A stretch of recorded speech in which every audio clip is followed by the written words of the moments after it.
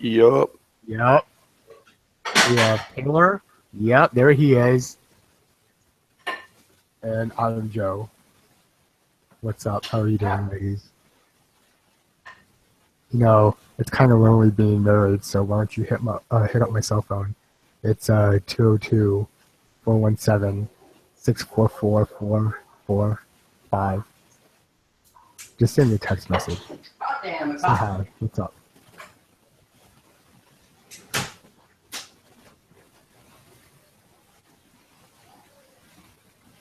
what damn peppers.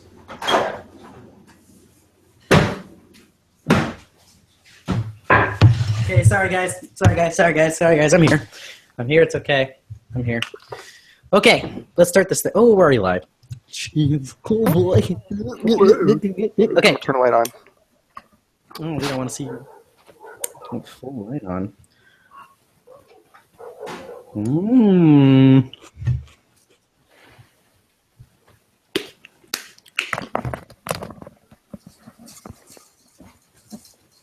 Hey-o.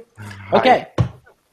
So, welcome to the Cardboard Box, episode 87, Gears of XCOM 2 edition. I am one of your hosts, Taylor Catcher, and with me today, we have Joe Mack. Hello, Commander. And Kyle Spank the Tank Spangler. Hello. So, guys, what the fuck was that? It's been a hot minute. I think things are happening outside. Excuse me. Outside my apartment. Thank you. I'm really happy to be here. Happy to talk to you guys. I feel like we sometimes don't chat as much as we used to in the old chatterino. And so I actually blame it on the Destiny chat that you guys have going on. I feel like you guys have so much fun there. And it's just little Joe Max sitting in a corner in CBx offices, twiddling his thumbs. So I blame Justin Roberts, who's not here right now. Mm-hmm. God rest his soul. But I blame like everybody falling apart and nobody talking to each other on Justin. I think some of that could be true because I was never afraid to post it. I was just joking, Taylor. Wait, no. Let me finish. It's about Justin Roberts' fault. Okay, so because he's not here, he can't defend himself. I think that like I wasn't afraid to double post both in the GIF, the other chat as well as our chat about everything I thought about Destiny and stuff like that. Whereas with Justin there, it's now there's two people in the same chat that already heard what I fucking had to say, and nobody gives a shit anyway. So now I feel like I message less in the Cardboard Box chat because I'm like, Justin's going to comment like, didn't you just tell us about that? Or like, because Kyle would just keep quiet about it. He just let me be me. I just ignored it, and that was fine. But Justin calls me out. I literally ignored it. I muted the conversation. Yeah, he literally ignored it, so it was fine. It was all fine.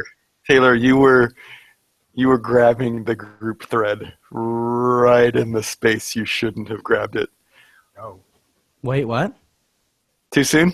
He was grabbing it by the... I get it. All right, we're making political jokes in the Cardboard Box now. Right there. Are we going there? Is the scope open? It was basement talk. It was basement talk. It was it was LAN party talk. LAN party talk. You get whatever you want because you're a star? LAN party talk, Joe. Oh, okay.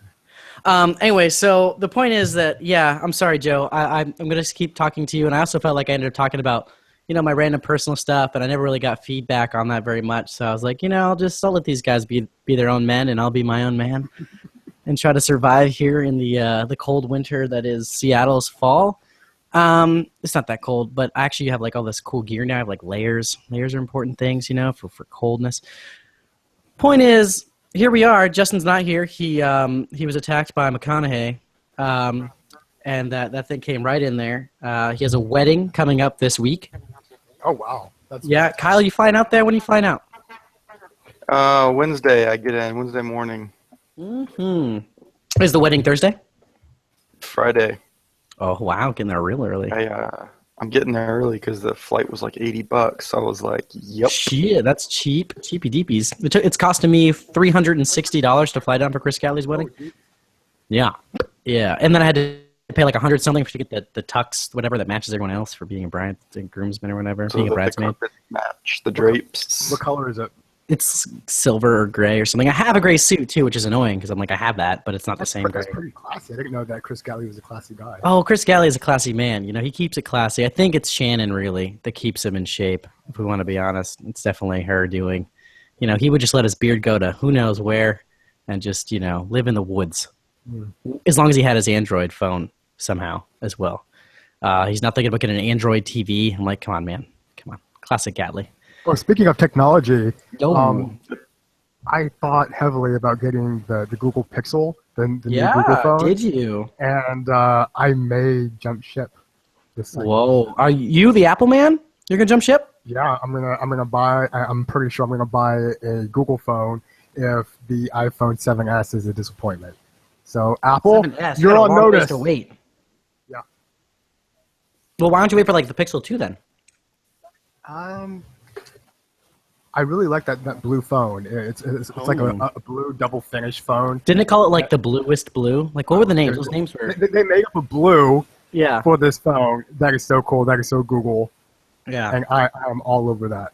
Wow. All right. Hot news. Watch out, all of those Apple execs listen to this podcast. You are on notice from Joe Mack, ultra fan.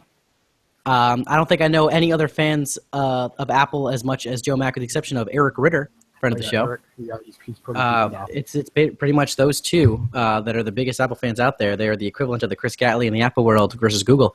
So anyway, let's move on from technology, except for the exploding phones that keep happening from Samsung, apparently, and they just won't stop. Can't stop, won't stop. Pop star, never stop, never stopping. Let's talk about video games. That's what we're about here, right? Oh, yeah, video games. Yeah. Video games. You play video games? I played some video games, man. Tell us about the video games you've been playing. First off, before we jump into video games, I want to talk about HBO's WestWorld. It's their new series that's supposed to be like a stopgap between Game of Thrones seasons, and it actually is more than just like something that you watch in the all-season Game of Thrones. It's like this whole new breath of life show that is doing amazing things on television. And I was telling you guys that I don't really have the patience for long-form television. I don't have time to invest like hours and hours and hours into like an overlong plot with characters who don't really make much sense. But in Westworld, like all there is characters right now. We're 2 episodes in. The plot hasn't shown itself. The motivations of these characters don't really point in a specific direction, and the actors are being asked to do like amazing things, like simulate like an android being booted up and an android being erased, and it's just fascinating TV to watch. But it's particularly relevant to video games because this is a TV show about a very futuristic video game, and we are on the horizon of VR. VR is about to be in our living rooms, and Westworld is a world where androids are programmed to be in this amusement park, and they interact with human beings, and they will give the humans who visit the amusement park fetch quests and quests to go on for their vacation, and it is very heavily inspired by video games, and it's interesting to see a TV show that deals with very mature themes as it intersects with video games, and it's a really, really good show. So if you guys haven't been watching it, I really do recommend Westworld. Right now we're in season 2 or episode 2. Episode 3 is bonkers. It's absolutely bonkers, and like I said before, we don't really know the true structure of this series. We don't know what direction we're going in, but it's a hell of a ride so far. I have a couple questions about the show, Joe. Yeah, go ahead. Wait, actually, one. How are you hearing us without headphones? Oh, no, you've had one headphone in. I was like, wow, you are some kind of sorcerer. Anyway, questions. Is it a book? It is not a book. It's based on a Michael Crichton film. So it's based on the Michael. It's a Michael Crichton. So it's based on a film that's based on a book. Then right. So if you know Michael Crichton, he likes the intersection of nature and control. And are there dinosaurs? Oh, good question. There are not dinosaurs, but the dinosaurs are the androids. So Westworld feels very similar to Jurassic dinosaurs? Park. What's that? Are there robot dinosaurs? There may be robot dinosaurs. Nice. In the original film, there are 3 worlds. There are Westworld, RomeWorld, and then Medieval World. Uh-huh. And so I could see like them having a dinosaur world and just having fucking animatronic dinosaurs like wreck the entire place. But we're not there yet. This TV show is based on a movie written by Michael Crichton, so those themes are very much heavily influenced in the TV show. However, it's not directly related to the movie. So this is like a new territory where Game of Thrones fans have read the book and they watch the TV show, and there's that constant comparison between the two series. But this one is inspired by a film, but it's wholly different, and no one knows what's going to happen. And I find that like fascinating about modern TV right now, that we're all watching it episode by episode and not binge watching it. It's just coming out once a week, and it's a thrill ride. So second follow-up question. Yeah. The majority of the people that watch Game of Thrones have not read the book, so it's kind of realistically, it's a pop culture phenomenon, right? Everyone watches this, whether you're someone that usually would watch a fantasy show or not. It's kind of like the thing people watch for 10 weeks out of the year and talk about around like the water cooler. And I think it has been a gateway for lots of the average public that would be like, Lord of the Rings, or I don't know about this, to get into something like that. What was that, Kyle? It's the people who would normally be like, Lord of the Rings? Yeah, but like they're totally into this show, right? And you're like, well, this is kind of like Game of Thrones, and someone might end up picking up that book or picking up that other movie as something else, or maybe trying like weird stuff like LARPing. They might just go to that next. They'll go to a Game of Thrones party, right? They're going to go to Rave of Thrones with DJ Hodor and everything like that. Do you think that this is kind of another weird gateway to like get people to understand the world of RPGs? Like with these fetch quests and everything like that, do you think people will be like, wow, actually maybe VR and like maybe doing a fetch quest? Like I understand what a fetch quest is. Because someone could be like, remember that thing that had them do in Westworld? And people are like, oh, yeah. Like, oh, I understand how World of Warcraft works now or something like that. I don't think it's going to bring people closer to video games, but I think it's going to bring people closer to the idea of having another type of reality where you can express and flex your morality and talk about, like, is it okay to hurt something? Or should we feel bad because we want to hurt things? When we're inside of Westworld, we are having sex with androids, and we are doing whatever we want. We're enacting our deepest, darkest fantasies with these androids, and we don't pay a lot of attention to how they feel. Do androids feel? Do androids dream? And we're kind of seeing that nowadays with video games, with video games being more lifelike than they were 20 years ago. We're on the cusp of VR. And so is it okay to hurt video game characters? Is it okay to chainsaw a dude in half? Or should we feel bad because we enjoy watching that violence over and over again? So I think that Westworld brings that to the forefront and it asks people questions. Maybe people who don't play video games, but it asks them the same things that we think about every single day whenever we're logging into World of Warcraft, or we pop on Adventure Capitalist, or we start to play Diablo 3 Ultimate Evil Edition. I think that it brings that question to the forefront of all of our minds.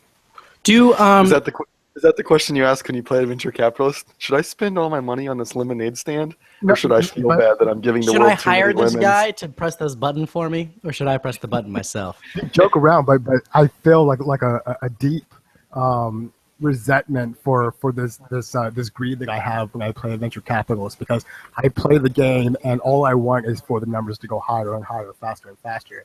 And I kind of feel that that same motivation whenever I watch Donald Trump talk. I see that same fascination with something that isn't part of the human experience. Are you saying that Adventure Capitalist gives us a little glimpse into the mind of Donald Trump? Yeah, when you're... For me, it does. But I think that video games allow us to... Well, you can do whatever you want. You can do whatever you want. Fuck it. You know what? Just grab them by whatever you want. Second question, do these androids dream of electric sheep? We don't know yet, but the answer is they do dream of bad shit. Oh, it's Terry. Wait, I'm really confused. I haven't watched the show. If the androids are in a video game... They're not in a video game. Oh, so it's like it's an amusement park, so it's like real things and you're acting it out. Right. Cool. But so it's not even virtual reality at all then. Game. It's literal reality with androids. Imagine Red Dead Revolver Yeah, go on. Wait, But- a Revolver or Redemption? Like, this is a real question. Redemption. Okay, yeah. Imagine Red Dead. You're walking into a settlement, Uh-huh. and you're human, but everybody else around you, the NPCs, are androids. Huh, and they're advanced enough you could have sex with them. Yes. Wow, impressive. Impressive tech. And there are actually like interlocking narratives. So if you were to like bump into one, you could accidentally fall into a storyline that has like a written beginning and end, and you can influence the story. And the androids will self-correct and create the story with you as you go along. Well, that sounds like a great time. Yes, it does. Until the androids Dream of Electric Sheep, and they start killing people because. They're tired of their shit every day. They're like, fucking, they don't want to be every slaves goddamn day. I'm tired of fucking this ugly guy. And they're It's immortal. funny that you mentioned Red Dead Redemption because the creators drew inspiration from that game and BioShock to create Westworld. Wow, 2 great video games. Maybe Lots of 2 of the video best video games of last generation. I mean, not even arguably. Like, those are 2 of the best video games. I think it's Don't you arguable. shut your mouth. I No, they're really not like arguable. Diablo 3 They're in the Original top Edition. 10 no matter what you do of last gen. We're not talking about Ultimate Evil Edition. I would say is this gen. Ultimate Evil Edition.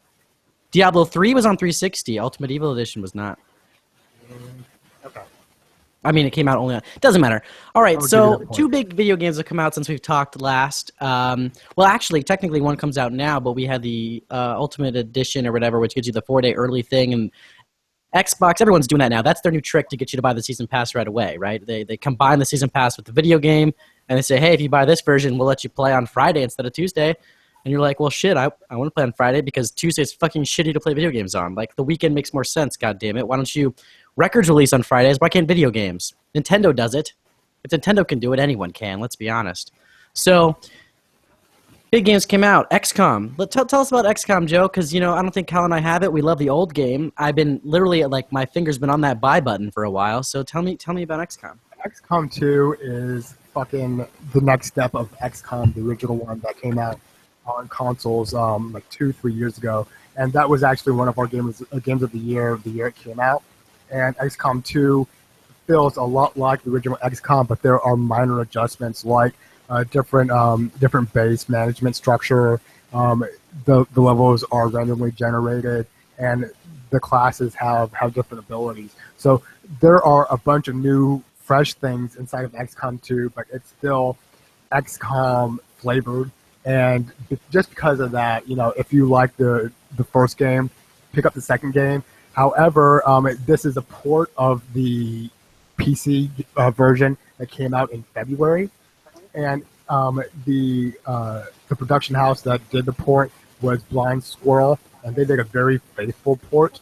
However, a lot of the performance issues in the PC do exist in the console, and they are still selling this one at $60. So I would recommend that you hold off on XCOM 2 until the expansion or DLC comes out where they start fixing these performance issues, or you don't really have a game that you want to play this fall and you really want to play XCOM 2. And I bought it. I'm having fun with it. But I'm starting to get to that point where I have a bunch of games coming out that I really want to play. And so XCOM 2 is going to take I'm going to put it on the shelf. I'm still going to look at it. I'm still going to play it. This year seems to be a year of episodic gaming. And so I'll return back to XCOM 2. But for right now, I'm having a lot of fun. It may not be worth $60 depending on what your schedule is like. And there are some major issues with the performance. But overall, it's XCOM 2. Great. I mean, that sounds like everything you'd want XCOM 2 to be. Yeah. Except for the performance issues, obviously, but, it happens. I'm used to those. But the most fun I'm having in XCOM 2 is, of course, naming my squad after people that I know. And letting us die. And then watching them die. Like I had Michelle Obama and President Barack Obama. You know them, huh? And Friends and family only. They died, and I cried, and I felt guilty for murdering the president. But so it goes. Yep.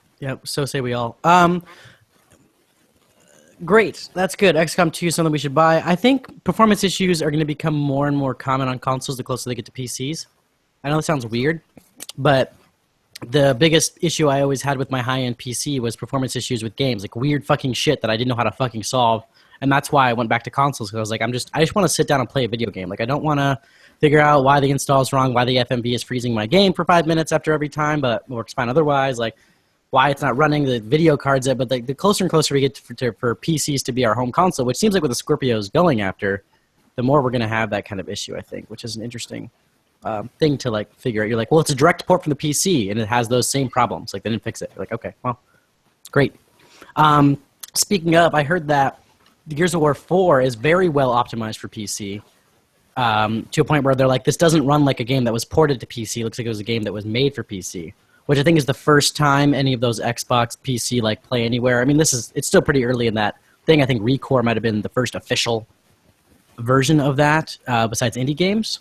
So it's kind of cool to see, like, you know, obviously these games are all built on PCs, and to see them like releasing it's another version of the game that's optimized for PC. It's like, that's great. You know, they're really trying on that end. And speaking of Gears of War 4, that game is fantastic. I love it in every way. It's really good. I've been playing it. Kyle's been playing it. Let's hear what Kyle has to say. He hasn't talked very much. He's kind of sitting there all sad and pouty. So I want to hear that little sweet voice of his. Tell us about what you've been playing. If it's more than Gears of War 4, let's talk about that. But if it's just Gears, yeah, I have a little bit to talk about Gears later as we get further into this. But I played episode 2 of Batman, and I don't like where the story is going. So that made me sad reflecting on that. But that's all I have to say about that game. So we can talk about Gears now if you'd like. Without spoiling where it's going? Yeah, I haven't played it yet, actually. I was going to buy the season pass, but should I not?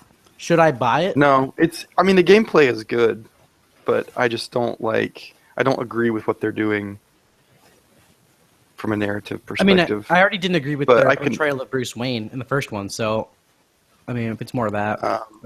I thought they were kind of going with there was a point in Batman R.I.P.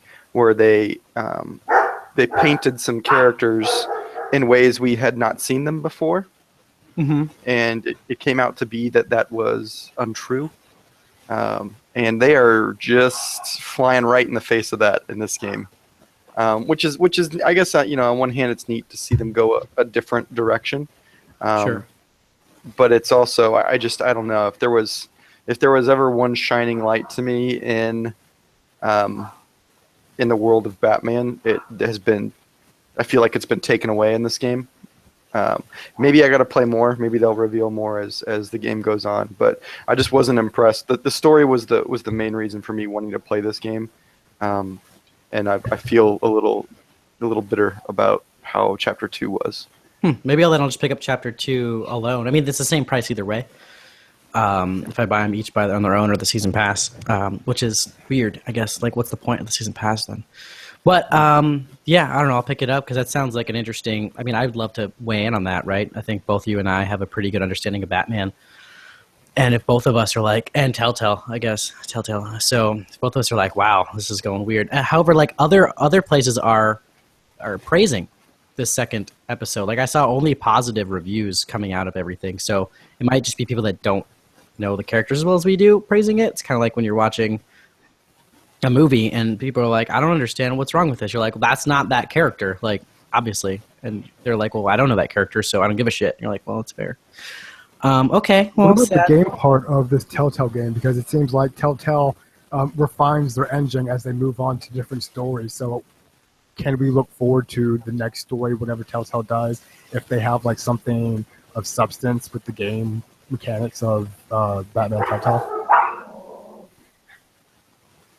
Can you repeat that, please? How's the game part of the Telltale Batman? Is it all just like a repetition of what they've done before, or do they introduce like new interesting ways to tell the Telltale story with Batman? I would say for the most part, it's more the same. They have added in some like detective type of things you can do as Batman to link, one piece of evidence to another piece of evidence to draw a conclusion on what may have happened at a crime scene, which is kind of reminiscent of some of the stuff they've done in The Wolf Among Us. I felt like it was very similar to that when you were playing as Bigby. But then they've also done, specifically in Chapter 1 that I thought was really neat, was you look at the environment from a drone and you kind of pinpoint how you're going to attack, and then you watch it all unfold. So that I think is kind of it's it's a long orchestrated attack that you get to build how that attack goes. It's not just responding to buttons like it used to be in a fist fight in their other games. So that's neat. But by and large, I think that it's more the same formula that we're used to. Yeah, that combat thing was a really cool thing. I agree with Kyle. And if the fact that he just said it was only in episode 1 is kind of disappointing, because that was one of the coolest things I think that they did in that first episode, was that combat chain. Like you're basically planning out Batman's attacks in a turn-based RPG kind of thing, except the bad guys have no fucking chance, right? I haven't played through all of episode 2 yet, so it may be there too. Oh, you just got disappointed. I was kind of so like about what I was seeing that I didn't feel much desire to finish. Plus dinner was ready, so I wanted to eat. Yeah, that's important. Okay, so I guess let's move on to Gears, and then we'll wrap this little show up. We'll make it a quickie. I just think Kyle looks so sad today. Like, look at him. He's just not really happy to be here. I want to know about Kyle and his life. Kyle, yeah, Kyle, are you okay? Life and love. What's up? I'm great. I'm as snug as a bug. I'm as happy as could be. Okay. All right. So, heard from the man himself, snug as a bug, Kyle Spengler. Okay, so Gears of War 4. Full disclosure, I've only beat Gears of War 1 and 2. And doing so, I only did in co-op because I didn't really give a shit about the story. It was kind of like, this is kind of cool, I guess. Like, they were very bro-y games. They're probably the bro-iest games that exist. I mean, there's big, beefy guys who talk. There's one guy that's a football star. The other guys are like these meathead guys. They're like, oh, yeah, Razor Hail, right? But I think they were always fun. They always had a pretty solid multiplayer and a good, multiplayer game that I know that, Kyle played a lot of. I didn't play much of it online. But then when Horde mode came out, we were like, oh, great, this is awesome. This is like Firefight from Halo, because I want to say Halo did it first, but maybe they didn't as far as something. And this game has a new Horde mode, which is what I played at PAX that, for me, sold me on the game. And I haven't actually gotten a chance to do because the servers are shit currently, to be honest. But I played the story, and I beat the story, and if anyone knows me on the Cardboard Box, I don't beat games very often. I usually kind of get through most of them, then I kind of go, well, I'm fine, yeah, it's fine. I beat this one. It was fully enjoyable. I think that they had a nice... The level of, seriousness that DeMarcus Phoenix always put off in the original games, in this game, he became the curmudgeon-y old man. He became like the old Han Solo character from episode 7, where you're like, he knows what's going down, but, he's also kind of an old asshole, and is it still the same voice actor? Bender? Yeah, it's still Bender / Finn the dog. It's the same guy. I assume that all the voice casts that are in this game, the Jake the dog. Yeah, Jake. I'll forgive you. Finn, you're right. Finn the human, Jake the dog. That's what I meant. Sorry. I don't watch Adventure Time, but I have the toys for Lego Dimensions. Anyway, so. The point is, it's good. The story's good. The new characters, there's 3 new characters. There's JD, who is James. I don't know what D stands for. He's the son of Marcus Phoenix. Donald, maybe? Yeah, perhaps. And then there's who's the new? I feel like I always forget his name. He's through the whole game. Who's the black guy? You remember his name, Kyle? Doesn't matter. The guy with the afro. Yeah. Did he die? No, he's fine. He's great. He's awesome. I think his name is Gordo. He's not Gordo. He's actually my favorite character. And it's kind of sad that I don't remember his name. And then there's the girl who, I don't remember her name either. I don't know. They don't. Uncle. I think her name is Uncle. Her name is Uncle. So it's good. Her name is Uncle. Yeah, she has this uncle guy that's this weird old Hispanic dude. I think, or he acts Hispanic, but I don't know, it doesn't matter.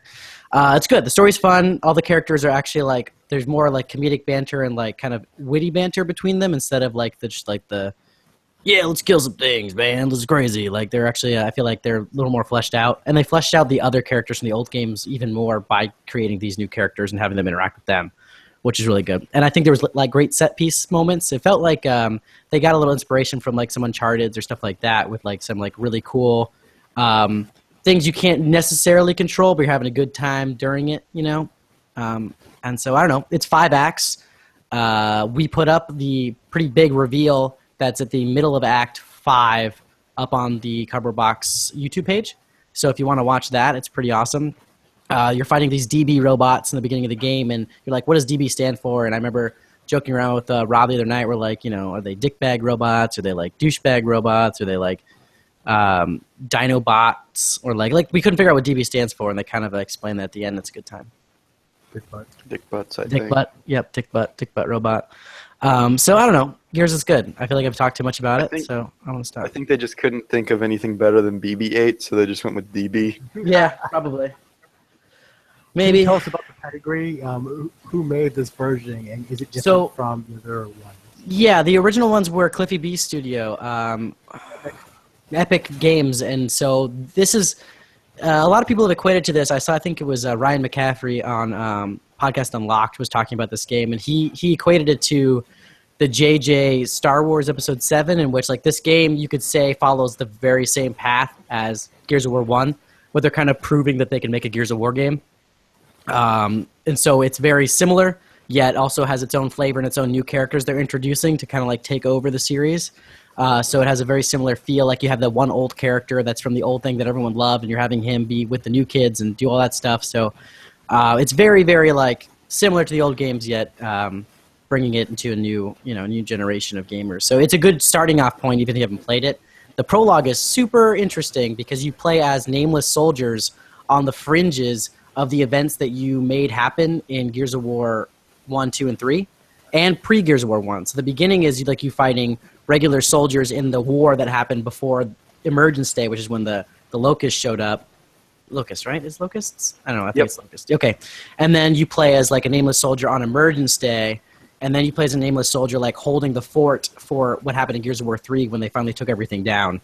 And you die each time. And I thought that was cool. And each of those nameless characters is interacting with like banner characters from those respective games. Right, So like it the was so interesting to see the heroes prevail at the cost of your tutorial experience, essentially.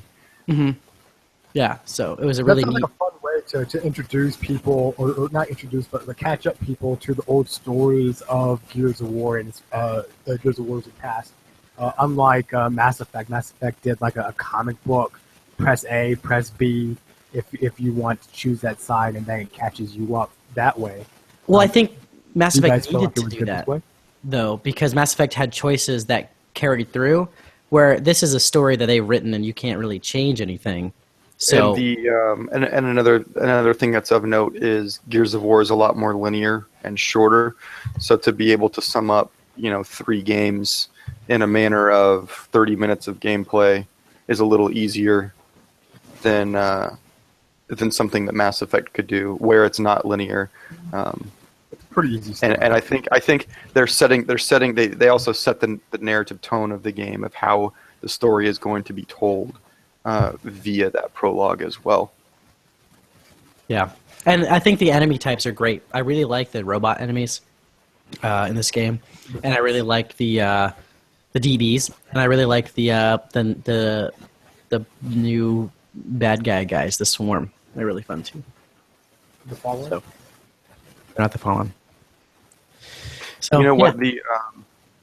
the DBs remind me of? What, Terminators? They remind me of the the little what do you call them? I don't know his name. The little robot turtles from Teenage Mutant Ninja Turtles. Oh, they are kind of like that. They were like walking, like bipedal versions of those same little robots. Oh, those guys were so annoying. In Team NT2? Oh, in And the they're annoying in sewer, this game. and they used to jump up and be like, "Meow." Yeah, those guys. Bite your arm off. Yeah.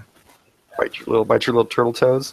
So, I don't know. I thought it was good. I guess Kyle doesn't have much to say about it. He's a quiet panda today. The issue I have is I have What's wrong been. with this game? I'll tell you here in just a second. So I haven't even touched the online of this game. I have been a huge Gears fan for the first 2 games. I devoured, and I played multiplayer like it was my job, and I went through all of the struggles with them never having hosted, or with them never having like it would always be the host that would be they didn't have dedicated servers in the first game.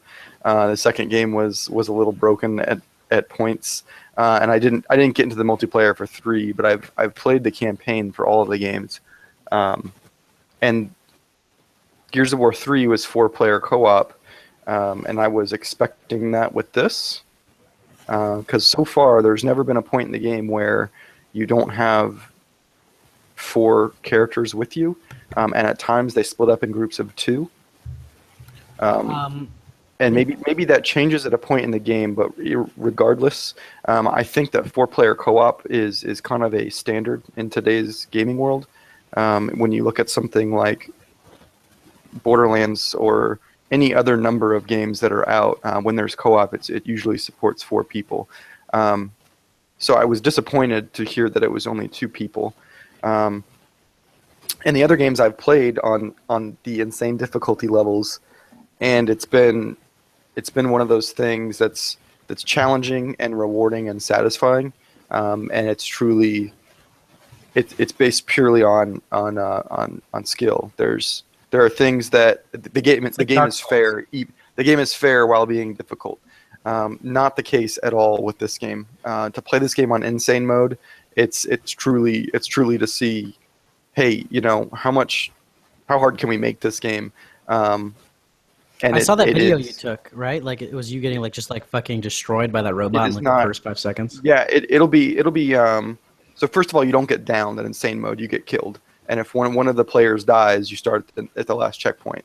And there are some times where, like, all of the Gears of War 3 flashback was 1 checkpoint. So if you die at any one point during that last final assault, then you have to start the whole thing over again. So the checkpoints are sporadically based, and there's no second chances if you don't get downed. And on top of that, it's as soon as you pop up out of cover, even if there's only one guy shooting at you, you're almost downed immediately. And it's not, and so you eat up ammo very, very quickly. And it's not the fair kind of difficult that I'm used to from the other Gears games. It's let's see how hard we can make this so that the achievement is that much more clamored after. But I'm at the point where I've been playing for 4 or 5 hours with Brad, whom we have both played Insane together on.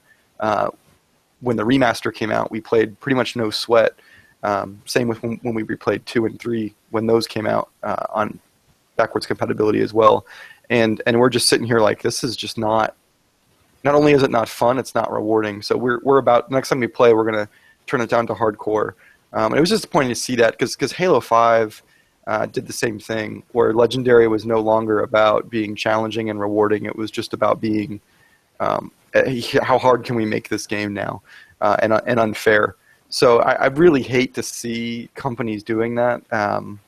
That's just a little pet peeve of mine, because I'm all for a game like Dark Souls where it's punishingly difficult, so long as there's a method to it and it's balanced and it's fair and there are ways to win.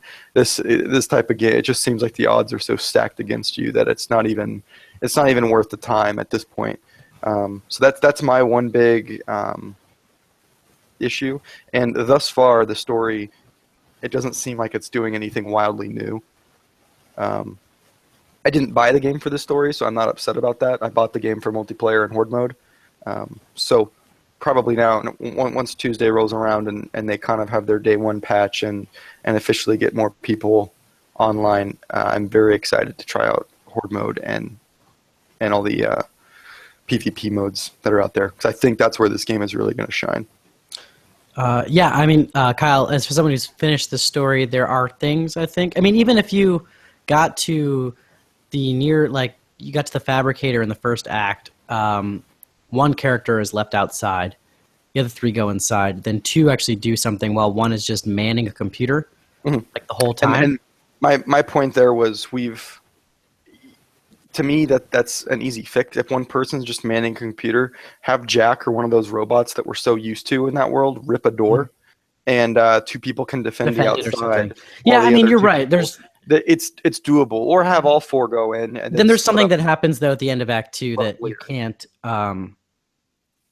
So like, there's you'll be 3 people. Yeah, and I mean, again, yeah, to your point. I haven't played through the game, but I feel like there are ways to make. I mean, they obviously made the game for 2 people. They can throw right? in grunt like Carmine, and they can have 4 people do that.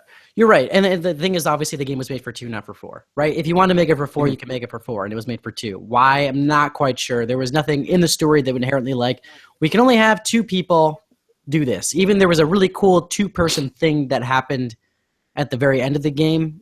That, I mean, I'm sure that you could have built it to be 4 people, or like enhanced difficulty if you have 4 people, like they do with Diablo 3 Ultimate Evil Edition. So. Right now, yeah, the servers are pretty shit. Like Rob and I played on hardcore, and it's great on hardcore. I think it's the level of difficulty that you want. Like, it's not unfair. You do die, and sometimes, I mean, I found myself getting unfairly killed in normal mode on my own. So I feel like I can't imagine this game being that much harder. Like, because there's enemies later on in the game that if they pounce on you once, you're fucking dead. Let alone not being able to get downed. Like, that should be patched out. They have to patch that so you at least be downed.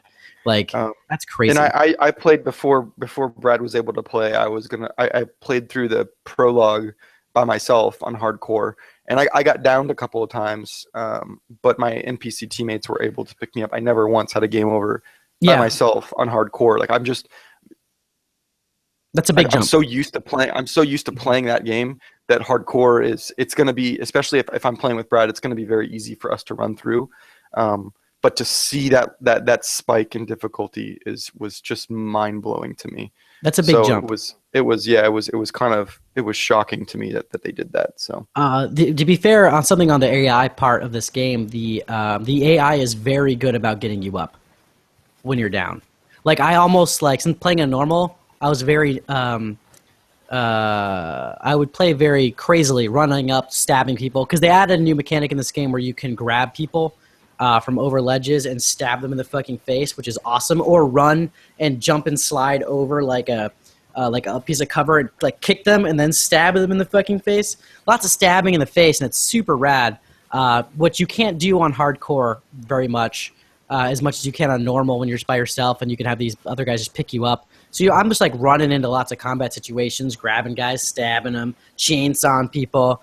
It's a good time. The enemies are very similar to the old games, and they kind of explain away that. And the emergence holes, I feel like it doesn't matter. But so like it's good. I mean, I enjoyed the story. Kyle's right, and everyone's right that says it's more of the same. But I feel like it's more of the same in the same sense, I don't know, like it's supposed to be so they can prove they can do a Gears game, but obviously they can't if we're going to go with Kyle, who has played all these games a lot more than I have, right? Well, no, I mean, from a gameplay perspective, it's great. I enjoy it, but the difficulty piece is the issue that I have, and I think that's just maybe it's a Microsoft thing, maybe it's I don't know. I've just seen a lot of games recently have these ultra hard modes that aren't ultra hard fair. They're just ultra hard. So I think blood mode, and it's very to me. If I want to play a game that's hard and fair, I'll play Diablo, or I'll play any other number of games that's out there. Metal Gear. I'm not gonna play this game on insane and get myself frustrated. When to me the juice isn't worth the squeeze. So for example, there was I was behind cover. I had full health, and I snuck up on an enemy. The time it took for me to grab him, I didn't even get to stab him. I had been seen, killed, and it was done. So you cannot even, except for the tutorial part in the first chapter where it teaches you how to do that, was the only time I got away with that on insane mode. Yeah, every other time, before I could finish grabbing the guy over, I was already killed. And I think I might have recorded that because as I was pulling him, I got shot. I saw that's what you. Yeah, I flew up in the air, and it was just like, why even put that feature? Why even include that in this mode if you can't do it? So it was asinine how stacked the deck is against you on insane. I think the difficulty spike culture comes from the Dark Souls. It's a I don't know, like it's a fallout from that, and people not understanding why people like the difficulty in Dark Souls versus like I think that's where these difficulty spikes are coming from in these video games that haven't had them, because there's a difference between Mega Man 2 difficulty and then like some shitty game that's just hard to play back in the day. And there's the same thing between Dark Souls now and something like this or Halo, right? There's difference between the reason why we all like Dark Souls is because it's not unfair hard. If you're playing the game right, you're winning. And you feel fucking great about it. Like, you feel like a fucking game god, and that's the idea of those games. It's almost like it's a power trip, even though the idea of the game is taking power away from you, because when you do defeat those things based on your own skills in this video game, you feel awesome. Right. And on top of that, like, the designers of Dark Souls understand their game. They understand what the true core of the gameplay is. And so, to Kyle's point, they're not adding more HP on the monsters and debuffing you so that you hit less and they hit harder. They make the game hard, so that way it pushes you to become better at the game. And it sounds like that's not what's happening with this hardest mode of Gears of War 4. It's just punishing the player without offering some type of reward of repetitive dying and getting better and getting further into the level and releasing those endorphins because you just did something that you couldn't do hours before. And it like killed you over and over again. And I think that's a good point, Joe, because I think part of my problem where I never really liked Gears of War as much as other games is the characters aren't... It's not like Rainbow Six, right, where if you can shoot a guy in the head, you shoot a guy in the head and he goes down. Lots of the characters are much more bullet sponge. That's like their build is bullet sponges. So if you more bullet sponge and de-bullet sponge yourself and bullet sponge these enemies, which of course you can't headshot them, right? If you load real quick to do the special reload, like the super auto reload thing, you can headshot an enemy in one hit, but the odds of you even having a sniper rifle in every level is low as it is. That's the other thing, too. Even like that's the point me and Brad were playing was we had to hit like perfect actives in order and target their heads in order to not run out of ammo. And then when we would switch guns with the other players because there weren't any ammo boxes and we were still in a firefight, the sniper rifle that the companion has is 6 rounds. So yet again, even if I hit a perfect active reload and headshots, I'm only going to kill 6 enemies. If I miss an active or I shoot them in the body, it's going to take a second shot to kill them. So it's just there's too many enemies and not enough ammo. And then when you switch your gun back, it still only has the 10 or 15 bullets that you had. So it's not exploitable where you can at least take a break with guns and swap them out. So it's really unforgiving. And maybe we are rusty, but it just seems that it's unnaturally difficult. I don't think you're wrong, because I was playing hardcore mode, and even then I was running out of ammo because there becomes bigger enemies, right? Like, you're just fighting the grunts. You're fighting the basic guys in the beginning of that game, and they're the only ones who can be taken out with a single headshot, are grunts. Whereas like bigger enemies, it takes like 4 headshots at best. Like, that's like if you're really fucking lucky, one of those big heavies takes 4 headshots, and that's maybe in normal. In it's even more in hardcore, and it's probably even more insane. And that's why I don't think bullet sponge games work as well in that situation. And that's how the original insane difficulty was in Gears. Is the harder the difficulty, the more headshots it would take to kill someone. So that is a very real thing. Like, especially with General Ram, like at the Gears of War 1 final boss, like you had to hit every active reload perfectly. You had to use the torque bow and the sniper rifle. They all had to be headshots to get the achievement for beating him before he gets to a certain point of the train. Like, it's possible, but it's difficult to do. But again, even that, like me and Brad got that. So it's not like that level of difficulty in Gears of War 1 was fair. It was rewarding and challenging. It wasn't just, hey, here's a situation that no one's going to be able to overcome. Let's see if you can do it, type of thing. So it's kind of disappointing to see it go that way. But again, this is the single player. It's a gripe. The game is going to have legs in the horde mode and the versus mode. And everything I've seen is that the horde mode is going to give Call of Duty Zombies a serious run for its money. Because that's, like I said, like that's what got me to be like, guys, we'll need this game. Like, I played that PAX 1 round and I was like, this is so fun. And it's 5 players, which is an interesting amount of players, especially coming out of like the 3 to 6 players that Destiny holds, right?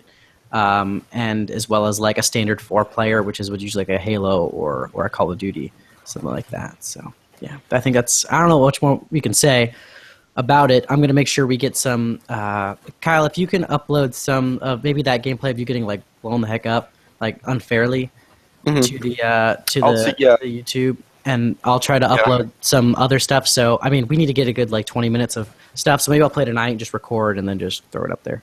So to sum things up, it sounds like this is a really good game. It does Gears of War justice. It continues the story with a new studio. However, there are some imbalances with the hard modes, and it's a perfect showcase for Microsoft's Play Anywhere feature. Yeah, I would say all that's definitely true. Is it Game of the Year material? It's on my top 5 list right now.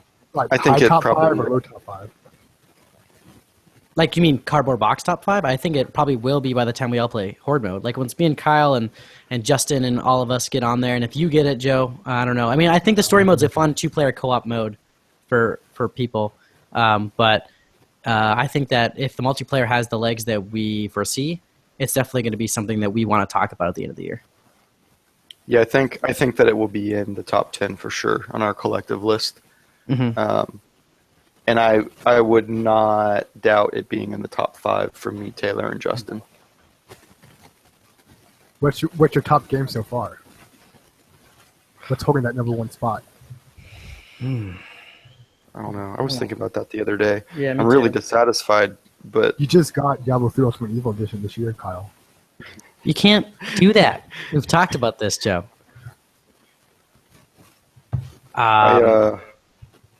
it's really weird for me to say this, but I think maybe Adventure Capitalist is still number 1. I am chasing. I hate you guys. I am chasing my progression on the moon like a fiend. I love you. I think mine and it's all over the place. Right now, Ad Cap is my game of the year, but that can't be the case. Firewatch is still, I think, my game of the year so far. I really like that game. But Pokemon's coming. I got Paper Mario the other day. I think I'm going to skip Battlefield and Titanfall if I can. Oh, wow. Because we haven't even started Gears yet, and Battlefield's like next Friday or something. Like, yeah, and same with with Destiny and the Raid. We haven't touched that.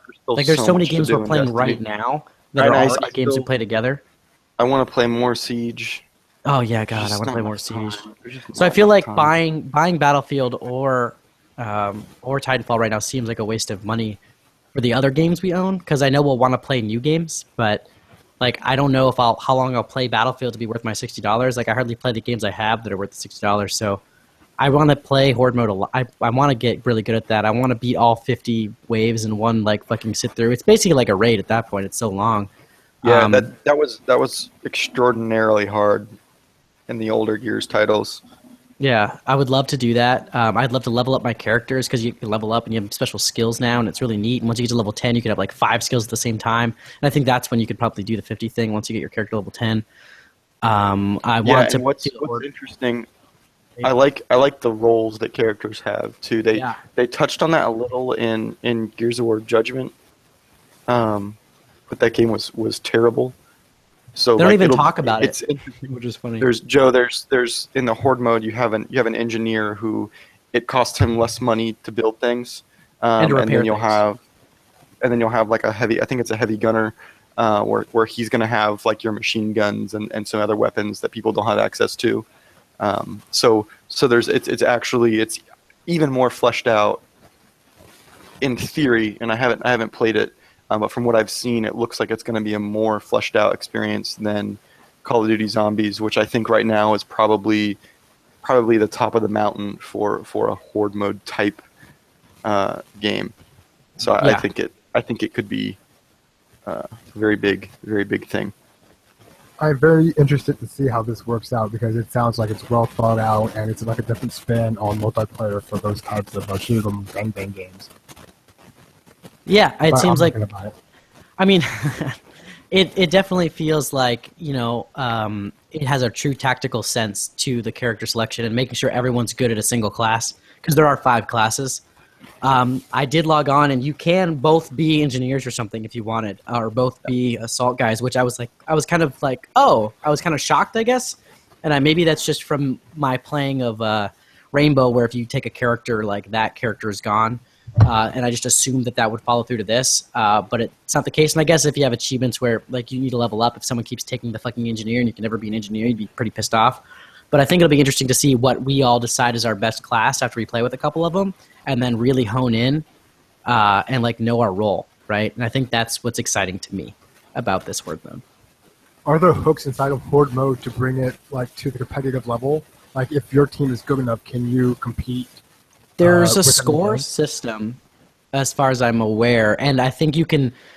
And I know that there's actually a new game type mode where you can actually end the round quicker than another person, because it's like a capture the flag mode, where if you hold all three capture the point, if you hold all 3 points for like a certain, I can't remember the time on it, the round automatically ends. So you could technically like end the round in 1 minute, or it could take like 10 minutes to beat the game. So I think that that seems like a new interesting competitive game mode for like an MLG situation. But I don't know if Horde mode can technically be. It might be like to see a team do it without dying, or like it might be more of an impressive thing than like a competitive thing.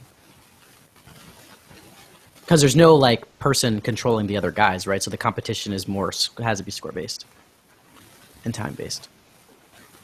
But yeah, so I think that about wraps up this episode. Anyone else have anything to say real quick before we... Oh, actually I do, sorry. Jackbox Party Pack 3 comes out, and I forgot to tell you guys about it at PAX, and it was one of the funniest panels I went to. The Jackbox guys were there. They have a new game called TKO, as well as I think it's like Fibbage 3, or one of those games, number 3. Looks great. That comes out on the 18th or the 15th or something like that, like next week. And it looks awesome, and I'm really excited. I love those Jackbox games, and I think they're great. Do you know what's happening on Thursday? What's happening on Thursday, Joe? PlayStation VR.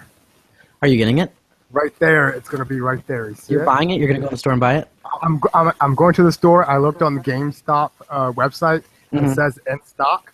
So I'm going to waltz my ass into GameStop, and I'm going to get me a PSVR. And fuck everybody who pre-ordered, because I will get one day one. You should just get one of those gamer cards at Best Buy and get like 20% off that beast.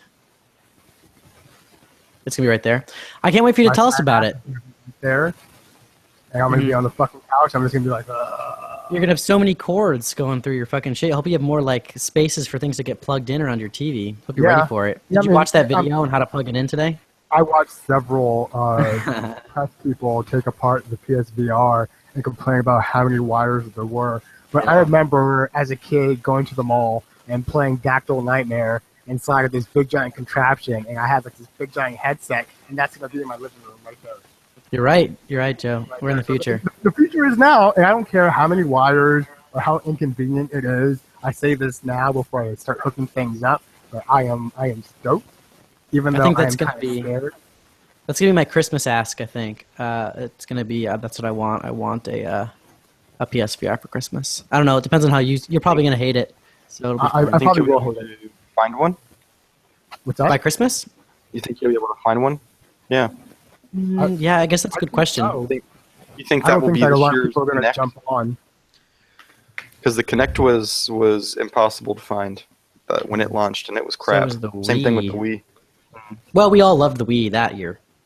Come on, we were all about it that first year. Fucking tennis, man. Bowling? Tennis and bowling? Holy shit. Mind-blowing. God damn, that Wii. Okay. Well, that about wraps it up. We probably won't find that for Christmas, so Joe Max will be the only one. We're going to have to go to DC to play it. All of our listeners are invited to Joe Mac's place to try out the PSVR this weekend, so please just hit up the intern on Twitter, and they will give you the information needed to try out the PSVR. If you missed it at GameStop this weekend, you can go like this coming weekend and play it at Joe's place. I'll be there. We'll all be there. We're doing a live stream podcast. It's going to be a crazy party. I'm making ectoplasm jello shots, which I'm now very proficient at. They're quite good, made of Midori and a sweet and sour mix. No bullshit lime jello. Like I use real plain gelatin. I fucking melt down my goddamn sugar. They're artisan jello shots will be at this party. Also in the background on the separate TV, we'll have the new Ghostbusters movie, which releases October 11th. Holtzman will be there. Kate McKinnon is coming to this party. It's actually going to be pretty crazy. She's going to be in costume, which is, it's really hard to get those actors and actresses dressed up as a character they are in a movie. They're always like, hey, look, that's my character. I want to be me. But she said for Joe Mack and PSVR, anything, especially for you cardboard box boys. So that's it. I feel like our lawyer should step in and say that none of this is true. And if you show up at my house, I'll let you in. You can have some beers, but it's not going to be a party. Kate's not going to be there, even though she does come here every now and then. She's not going to be here. So if you show up, I'm sorry. Thank you for listening to the Cardboard Box, episode 87. XCOM Gears is disappointing to Kyle because of its difficulty edition. Kyle's a baby. We love you. I've been your host today, Taylor. You can find me at TCatch, TK4TCH on Twitter. You can find me on Xbox. Let's play Gears of War at TK4TCH as well. You can find us, the Cardboard Box, at CBxCASTS fucking everywhere. So just search CBxCast if you need to find us. We'll be there. CBxCASTS. New Real Retro coming soon. They acquired realretropodcast.com, so that will redirect you to our pretty dead website of CBxCasts.com, which is great because Becky Bryan lost the realretro.com license. Calling her out. She doesn't listen to this. It's okay. And still nothing from Comic Chat with Gat, so that's fine. We're not doing shit. That last episode, though, I had no glasses on the whole time. Didn't even realize till afterwards. It was weird. It was a weird moment. You should resurrect like a solo Comic Chat. I thought about doing like quick. Well, I have a Comic Chat Sans Gat logo and everything already created. Yeah, you should do that because we are getting into that season where there's going to be like comic book after comic book after comic book movie. And we need your opinion on the Batman. Yeah. That Batman. You know what you should do? What? Your logo for Comic Chat Sans Gat should be in Comic Sans. Oh, I hate Comic Sans. My graphic designer said I would never let that happen. Maybe I'll make the word sans in Comic Sans just for comedic purposes. Literally comedic and comic purposes. Anyway, good call, Kyle. You know what? You're a gem. What is that, like a quadruple entendre? Yeah. Woo, I can't even handle it. Too many entendres. You can also find Joe Mack at Joe V Mac on Twitter. I think he's Joe Macabre right now because he's so macabre. On Twitter, and you can find him at Codename Odysseus wherever you play video games. And there's Kyle Spangler. He's at Spobbygongs on Twitter, and he's still Spank the Tank, but with 4s and shit in there. You'll never figure it out, so you can tweet at him and ask him. And then Justin Roberts, who's in here. I'm not going to give you his stuff because I don't have a paper up. It's like LX19446, or he's a fan of World War II, something like that. And then Little Dips with a Z, 1946. Is it 1946? 45. You're right. I think it's actually a frat thing. We talked about that. He's okay. You should tweet him your love, actually, or like message him directly through Xbox. Tell him you're glad he's okay after the hurricane. You're glad his wedding venue in St. Augustine is surviving, even though St. Augustine got hit pretty hard by the hurricane. And wish him a big old Milk Boys congratulations on getting married to the love of his life. So in love. He's great. It's great. It's so nice. We love him. Amazing. I'm glad I found Justin, even though he's a horrible person. So that's that. Thank you for listening to Cardboard Box episode 87. I'm going to go watch 15 minutes of Doctor Strange. Take care and good luck in video games. I don't think you meant Doctor Strange. Goodbye. No, I did. I'm going to watch 15 minutes of Doctor Strange. Yeah. Oh, it's one of those little go to the movie and watch. Yeah, like I did the same thing for Guardians of the Galaxy. Cardboard box. Cardboard box. Cardboard box.